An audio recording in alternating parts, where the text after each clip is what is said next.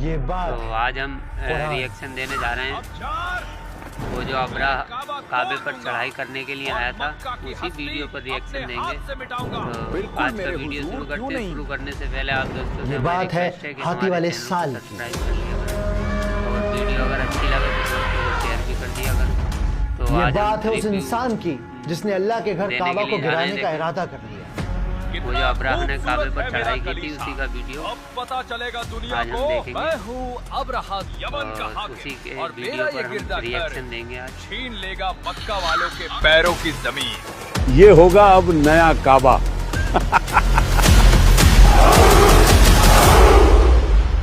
ये बात है सूरह फील की। अलम तरा कैफ फ़अल रब्बुक बिअस्हाबिल फील। जब भी कुरान के इस तर्जुमे की आवाज कानों में पड़ती है ना, मेरे तो रोंगटे खड़े हो जाते हैं। क्या तुमने नहीं देखा कि तुम्हारे परवरदिगार ने हाथी वालों के साथ क्या किया? ये तो हम सब जानते हैं कि अल्लाह ने इन हाथी वालों के साथ क्या किया, पर अफसोस हम में से बहुत कम है जो ये जानते हैं कि क्यों किया। मुझे अच्छी तरह याद है, हाथी वाले साल ही अल्लाह के नबी की विलादत हुई थी। कौन भूल सकता है वो साल? कौन था अब्राहा और क्यों वो अल्लाह के घर को तोड़ना चाहता था? ईसा मसीह के इस कलीसे की चमक के आगे भूल जाएंगे सब अल्लाह के उस घर को। बिल्कुल मेरे हुजूर, कहाँ वो मिट्टी का काबा और कहाँ हमारा ये खूबसूरत कलीसा। क्या है सूरत के नादिल होने की पीछे की कहानी, और सबसे ज्यादा इंपॉर्टेंट 1400 साल पुरानी इस सूरत का आज हमारी जिंदगी में क्या काम है? इन सब सवालों के जवाब जानेंगे इस वीडियो में। अलम तरा कैफ फ़अल रब्बुक बिअस्हाबिल फील। अलम यजअल कैदहुम फी तज़लील। बहुत सारे स्कॉलर्स का ये मानना है कि सूरह फील मक्का में इसलिए नाजिल हुई ताकि कुरैश को ये एहसास दिलाया जा सके कि जिस नबी आप सल्लल्लाहु अलैहि वसल्लम की वो मुखालिफत कर रहे हैं, वो नबी असल में उस अल्लाह का पैगाम दे रहे हैं जिसका घर काबा है। मोहम्मद का पैगाम लोगों में फैल रहा है। लोग एक एक करके उन पर ईमान ला रहे हैं। तुम क्या कहते हो इस बारे में? मान लो कि मोहम्मद सच्चे हैं, लेकिन फिर भी हमें उन्हें रोकना ही होगा। जरा सोच कर देखो, अगर हम इन बुतों को निकाल फेंकेंगे तो क्या होगा? होगा क्या? न 360 बुत होंगे और ना ही हम सर्दी गर्मी के वो सफर कर सकेंगे। हो सकता है आसपास के कबीले हम पर हमला कर दें, जैसे अब्राहा ने किया था। अब्राहा असल में ये बात है साल 570 ईस्वी की। अभी नबी पाक सल्लल्लाहु अलैहि वसल्लम की विलादत नहीं हुई थी। यमन का हाकिम अब्राहा आज बहुत खुश था। उसने शहर सना में एक शानदार क्रिश्चियन कलीसा बनवाया था जो सोने चांदी और कीमती जवाहरात से सजा हुआ था। उसे उम्मीद थी कि अब लोग मक्का नहीं जाएंगे बल्कि उसके कलीसे का तवाफ करेंगे और यमन बिजनेस का नया मरकज बन जाएगा। देखना अब्जार, ये गिरजाघर यमन की नई तकदीर लिखेगा। वक्त रेत की तरह हाथों से फिसलता रहा, लेकिन काबा की शान में कोई कमी ना आई। हर रोज सूरज की पहली किरण के साथ अलग अलग मुल्कों के न जाने कितने काफिले मक्का की गलियों में दाखिल होंगे। ये दूर दराज इलाकों के लोग काबा का तवाफ करते, अपने बुतों को चढ़ावा चढ़ाते और फिर तिजारत करके अपने अपने मुल्कों को लौट जाते। मक्का में हर तरह का हुनर है। सही कहा। आओ कुछ चाकू खरीदें। बाजार की वो रौनक काबा की बरकत का सबूत है। ये मिट्टी के बर्तन बहुत खूब बनाए हैं। क्या दाम है इनका? मक्का में सारी दुनिया के फल मिलते हैं। बिल्कुल, वो देखो उधर हिंदुस्तानी सेब भी है। मगर हर गुजरते दिन के साथ अब्राहा का गुस्सा बढ़ता चला गया। उसकी हर कोशिश नाकाम हो गई। समझ नहीं आता अब्जार, लोग उस मिट्टी के घर की तरफ क्यों जा रहे हैं? मैं खुद हैरान हूँ हुजूर। उसके कलीसे पर नजर तो सबकी जाती, लेकिन दिल तो सिर्फ काबा की तरफ माइल था। फैजान देखो जरा, कितना खूबसूरत गिरजाघर है। अब चलो, कहीं मक्का पहुंचने में देर ना हो जाए। और इस तरह देखते ही देखते दिन रातों में ढल गए, रातें महीनों में बदल गए। और फिर उस चीखती खामोश रात में उसने फैसला किया। अब्जार जी मेरे हुजूर। काबा को मिटाना होगा।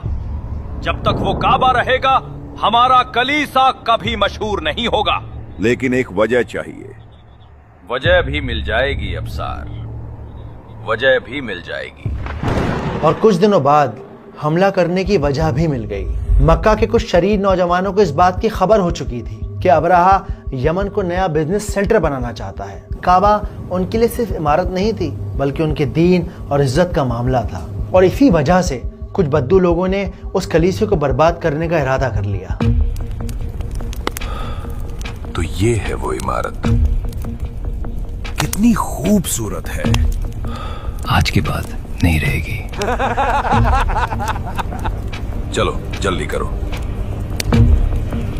तुम उस तरफ लगाओ। देखते ही देखते कलीसिया आग के शोलों में लिपट गया। शीशे टूटकर गिरने लगे और वो चमचमाती इमारत काला धुआं हो गई। अब चलो, आग अपना काम खुद कर लेगी। मेरा कलीसा, मेरा कलीसा, मेरा कलीसा।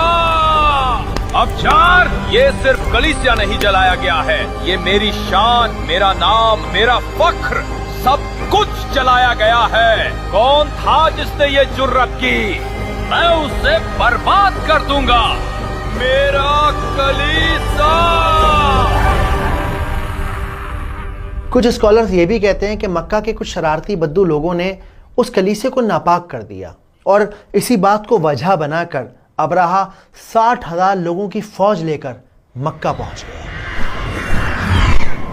उसकी फौज में मजबूत जाबाज काले हबशी सिपाही थे जिनके जिस्म रात के अंधेरे की तरह सियाह थे। वक्त आ गया है खुदावंद अब्राहा के लिए जान देने का। क्या तुम तैयार हो? वो सब अपनी ताकत के नशे में चूर अल्लाह के घर को बर्बाद करने के लिए तैयार थे। तो चलो आगे बढ़ो। अब्राहा की फौज ने रास्ते में उन कबीलों के सरदारों को बंदी बना लिया जिन्होंने उसकी मदद करने से इनकार कर दिया या फिर मक्का का रास्ता दिखाने से मना कर दिया। और जब ये फौज मक्का के करीब पहुंची तो इस फौज को देखकर मक्का वालों के होश उड़ गए। वहां पर एक अफरा तफरी का आलम मच गया।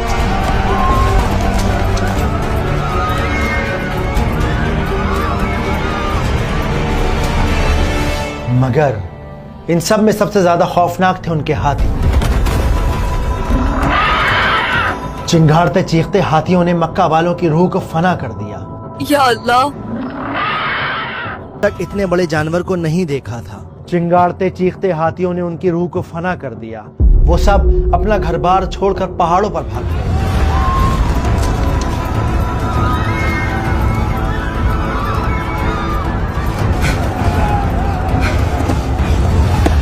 हम मुट्ठी भर लोग इतनी बड़ी फौज का सामना कैसे करेंगे? लेकिन काबा के सरदार और आप सल्लल्लाहु अलैहि वसल्लम के दादा अब्दुल मुत्तलिब ने हिम्मत नहीं हारी। उन्होंने फैसला किया कि वो खुद अब्राहा से बात करेंगे और इस ख्याल के आते ही वो अब्राहा के खेमे तक पहुंच गए। उन्हें देखकर अब्राहा गुरूर से भर उठा। उसने उनसे कहा, अब्दुल मुत्तलिब, अगर काबा की भीख मांगने आए हो तो लौट जाओ, मैं उसे बर्बाद करके ही यहाँ से वापस जाऊंगा। अब्राहा की इस बात ने अब्दुल मुत्तलिब को एहसास दिला दिया कि ये आदमी अपनी नफरत में अंधा हो चुका है। इसलिए उन्होंने उससे काबा की सलामती की कोई बात नहीं की, बल्कि उससे कहा कि वो उनके 200 ऊंट लौटा दे, वो ऊंट जो अब्राहा की फौज ने कैद कर लिए हैं। मैं यहाँ अपने 200 ऊंट लेने आया हूँ जिन्हें आपके सिपाहियों ने कैद कर लिया है। अब्दुल मुत्तलिब की ये बात सुनकर अब्राहा हैरान रह गया। कमाल है, मांगे भी तो क्या ऊंट? क्या तुम काबा की सलामती नहीं चाहते?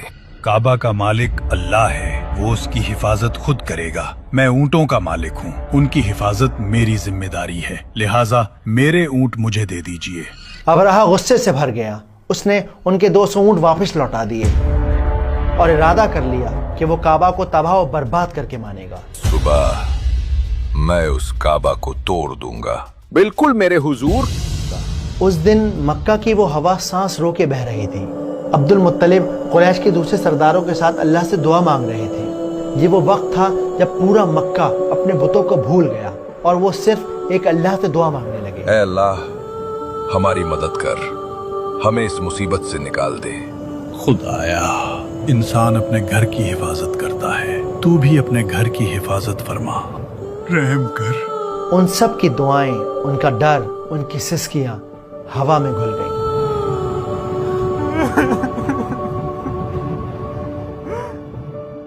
और फिर वो सब अल्लाह के घर को उसके हवाले कर पहाड़ों पर चले गए। ओ मेरे अल्लाह, तेरा घर काबा तेरे हवाले।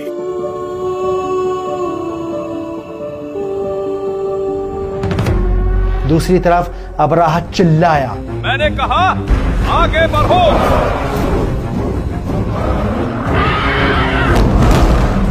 उसके फौजी चीखे, खत्म कर दो।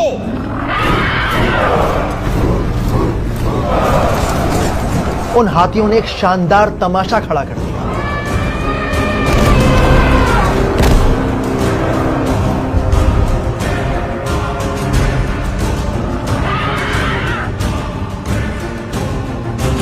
मगर सबसे बड़े हाथी महमूद ने आगे बढ़ने से इनकार कर दिया। वो वहीं जमीन पर बैठ गया। लाख कोशिशें की गईं, 100 धक्के मारे गए, लेकिन उसके बावजूद हाथी टस से मस ना हुए, बल्कि उन्होंने अपने ही लोगों को कुचल कर रख दिया।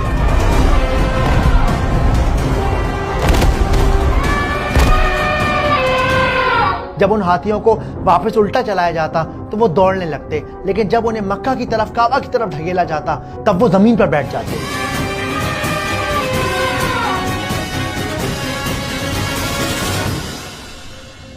और फिर लोगों ने वो मंजर देखा जिसका तसव्वुर भी नामुमकिन था। बाबा, वो देखिए आसमान की तरफ। ये क्या मुसीबत है। सुभान अल्लाह।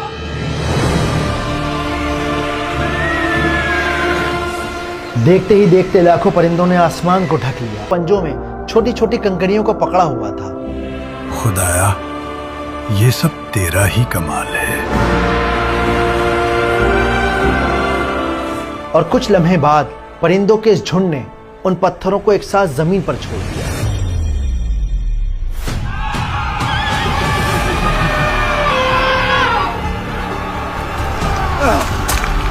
आसमान से हजारों छोटे छोटे पत्थर बरसने लगे।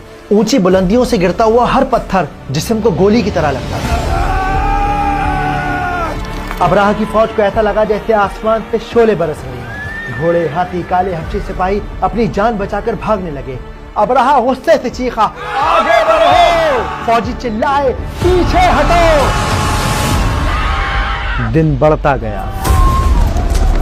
वो सब हजारों लाखों की तादाद में मारे गए। मक्का वाले खुशी से चिल्लाए।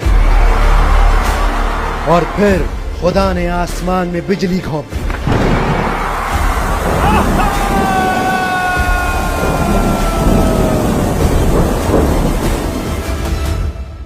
अबराहा की सारी ताकत मिट्टी में मिल गई। अल्लाह ने उन सब को खाए हुए भूसे की तरह कर दिया।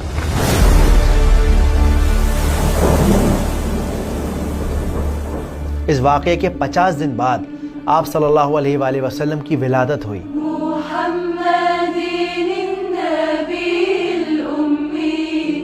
एक हदीस में आता है कि मक्का वाले इस वाक़े से इतने ज्यादा मुतासिर हुए कि अगले 10 साल तक उन्होंने सिर्फ एक अल्लाह की इबादत की, अपने किसी बुत को नहीं पूजा।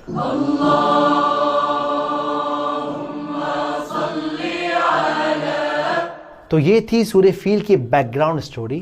अबू हादी, हमें वो सूरा तो सुनाओ जो नबी पर नाजिल हुई है। बिस्मिल्लाहिर्रहमानिर्रहीम।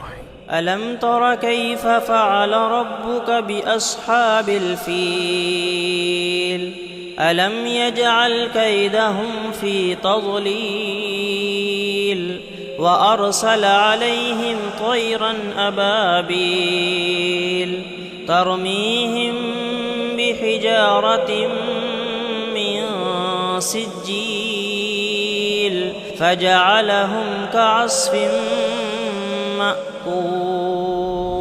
चलिए अब इस सूरत को समझते हैं सिनेमैटिक अंदाज से, आसान तरीके से। तो पहली आयत है अलम तरा कैफ फ़अल रब्बुका बिअस्हाबिल फील, यानी क्या तुमने नहीं देखा। तो दोस्तों, ये एक सच्ची घटना पर आधारित कहानी है। कुछ साल पहले कुछ लोगों ने काबा को ढाने के इरादे से मन बनाया और उनके साथ देखे क्या हुआ।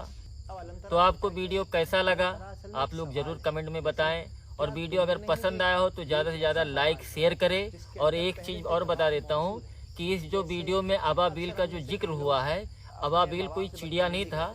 अरबी में अबाबील को कहा जाता है कि चिड़ियों का एक झुंड। वो कौन सी चिड़िया हो सकती है ये कोई नहीं जानता है, छोटी भी बड़ी भी, वो अल्लाह आलम जानता है। लेकिन अबाबील का सही मतलब जो है चिड़ियों का एक झुंड। हाँ, वो आई काबा के ऊपर और वो पत्थर बरसाने लगी लाखों की तादाद में। तो आप देख सकते हैं कि कितने 60,000 फौज लेके गया था। लेकिन जब बात अगर अल्लाह ने ठान ली हो किसी चीज़ की हिफाजत करने की तो उसे कोई नहीं मिटा सकता है। चलिए ख्याल रखिए और ऐसे ही मज़ेदार वीडियो के लिए हमें फॉलो ज़रूर करें। अस्सलाम वालेकुम।